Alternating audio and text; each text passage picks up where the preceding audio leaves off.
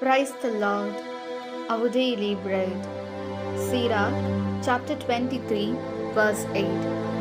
Sinners are overtaken through their lips. By them, the reviler and the arrogant are tripped up. O Almighty God, thank you for giving this wonderful verse. May your presence showers on us. O Lord, sinners are caught by their words and deeds.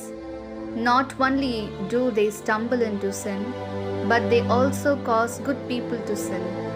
So, Lord, bless us to stay away from evildoers, not be addicted to sin, and live a good life, knowing that all our needs will be rewarded. We ask this in the name of Jesus Christ. Amen.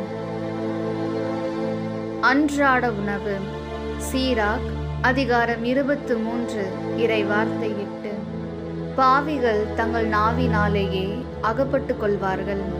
வசை கூறுவோரும் செருக்கு கொண்டோரும் அதனால் இடறி விழுகின்றனர். அன்பின் தகப்பனே, இன்றைய நாளிலே இந்த இறை மன்னாவை கொடுத்ததற்காக நன்றி ஆண்டவரே. இறைவா, பாவிகள் தங்கள் சொல்லாலும் செயல்களினாலும் அகப்பட்டு கொள்கின்றனர். அவர்கள் பாவத்தில் இடறி விழுவது மட்டுமன்றி நல்லோரையும் பாவத்தில் ஆளாக்குகின்றார்கள்.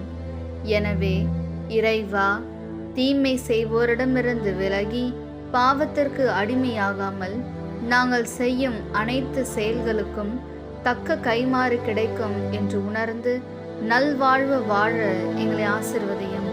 ஆமென். അന്നുള്ള ഭോജനം.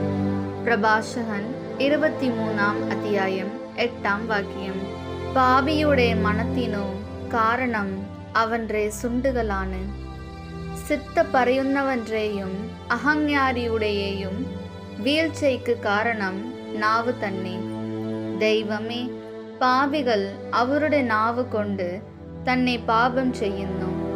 അതോടൊപ്പം മറ്റുള്ളവരെ പാപം ചെയ്യാൻ പ്രേരിപ്പിക്കുകയും ചെയ്യുന്നു.